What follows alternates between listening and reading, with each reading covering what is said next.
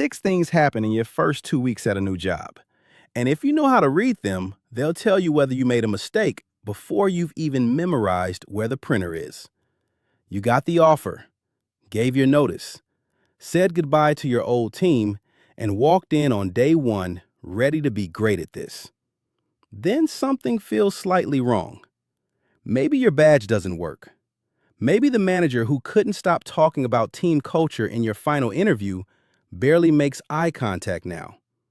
Maybe the job you're actually doing sounds nothing like the description you accepted. And you do what almost everyone does with that feeling. You talk yourself out of it. New job nerves. Everyone's adjusting. It'll smooth out in a few weeks. I want you to consider a different possibility. What if it doesn't smooth out? Because what you're seeing right now isn't the rough patch before the good part. It's the good part. This is the company running at full effort, putting on the best show it will ever put on for you. And if this is the best version of the job, you need to ask yourself what happens when the effort drops. That's the idea I want stuck in your head for the next few minutes, because once it clicks, you cannot unsee it. I'm Dre, and today I'm walking you through 6 onboarding red flags that quietly tell you that you took the wrong job.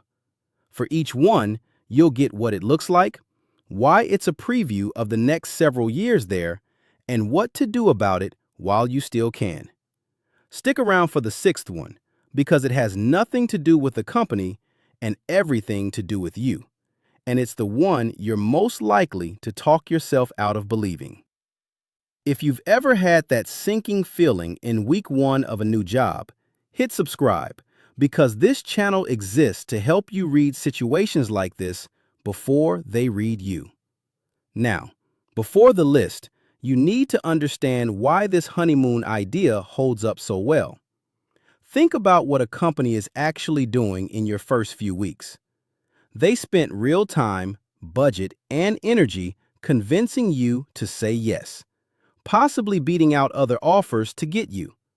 The worst outcome for them right now is you walking back out the door before you've become productive, because a new hire quitting during the probationary window is an expensive, awkward problem for whoever hired you. So in these first weeks, everyone is motivated to keep you happy. The welcome is at its warmest, the patience at its highest, the promises at their freshest.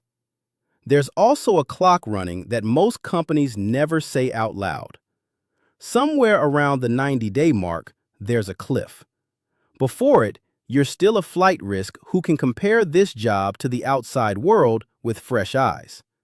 After it, you're settled, with a routine, an office friend or two, finances built around the paycheck, and a story you've told everyone about how excited you are. So the effort you're seeing right now isn't who this company actually is. It's who they're willing to pretend to be long enough to get you past the point where leaving feels easy.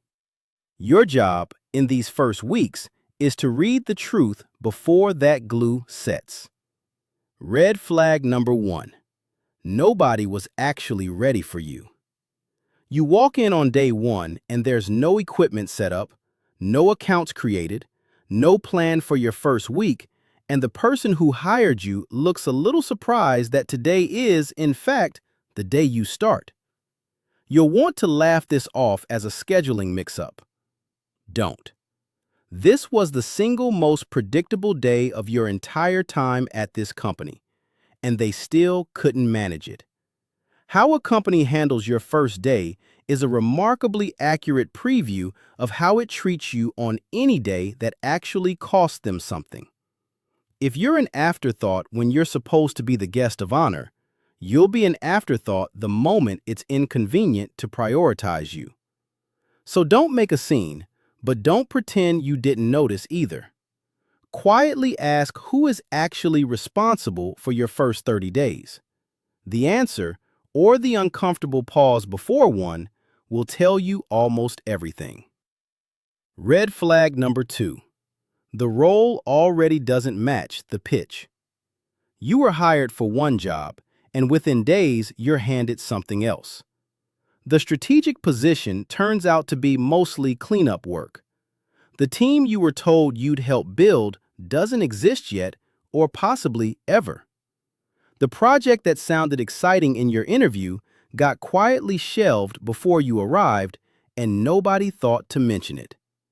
This happens more often than people expect, even at companies with glowing reviews online.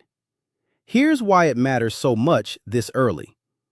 If the role has already shifted before you found the bathroom, either what you were sold wasn't accurate or the company genuinely doesn't know what it needs from this position. And neither is a small problem. What you're seeing right now is the most accurate version of this role you will ever get, and it's already wrong. So get the real scope in writing while you still have leverage. Send a short, friendly note along the lines of, "Here's what I understand my priorities to be. Can you confirm this is accurate?" Watch how they react to simply being asked. A healthy manager appreciates the clarity. One already pulling a bait and switch will get vague or oddly defensive, or reassure you verbally in a way that carefully avoids ever putting it in writing. Red flag number 3. The person who hired you disappears. All through the interview process, they were responsive, warm, generous with their time. Then you sign, you start, and they vanish. Check-ins get canceled. Messages sit for days, and it feels a little like being ghosted by someone you just committed to. Here's what that silence actually means. To that manager, you were a project to close, and now that the box is checked, you've slipped down their list of priorities. Remember the core idea here. This is the most attentive that relationship will ever be. If they can't find 15 minutes for you during the window when keeping you happy matters most, that pattern will not reverse itself once you're just another name on the org chart.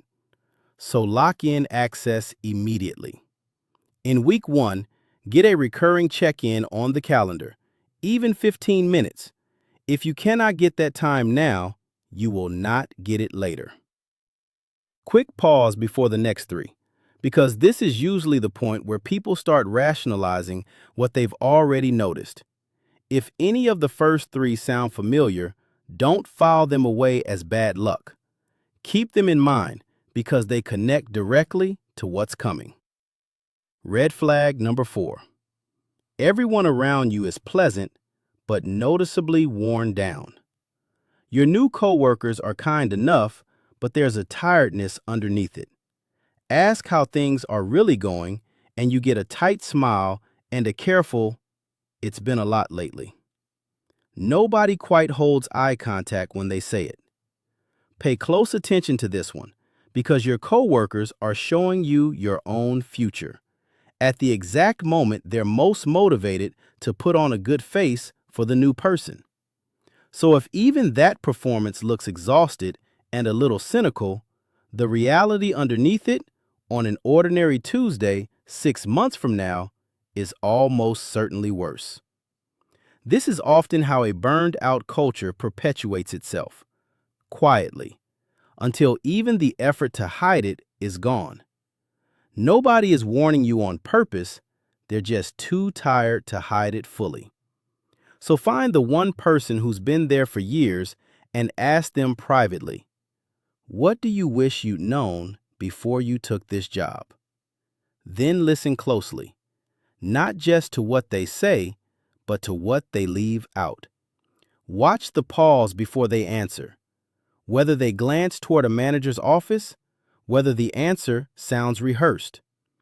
People rarely lie outright to a brand new coworker, but they go quiet in very specific, very readable ways. And that silence is often the most honest thing you'll hear all week. Red flag number 5. Nobody can tell you what success actually looks like. You ask a reasonable question. What would a great first 90 days look like for me? Instead of a clear answer, you get a shrug. Just dive in. You'll figure it out. Let's see how it goes. It sounds relaxed, even flattering, like they trust you completely. It isn't. It's a vacuum, and vacuums get filled later, usually not in your favor. If a manager cannot define what winning looks like during the exact period they're supposed to be setting you up to succeed, they will absolutely define what losing looks like afterward, against a bar you were never shown. A company unwilling to give you a target now is reserving the right to move that target whenever it wants. So write your own 90-day plan and put it in front of your manager. Say, "Here's what I think success looks like for me in this role. Does this match what you're expecting?" If they engage with it honestly, that's a good sign. If they stay deliberately vague, you've just learned that accountability here only ever flows in one direction, and it isn't toward them. Which brings us to red flag number 6, the most important one. Because it isn't about anything the company has done, it's about something you're already doing to yourself. There's a quiet, uneasy feeling underneath everything, and you've probably already started arguing with it.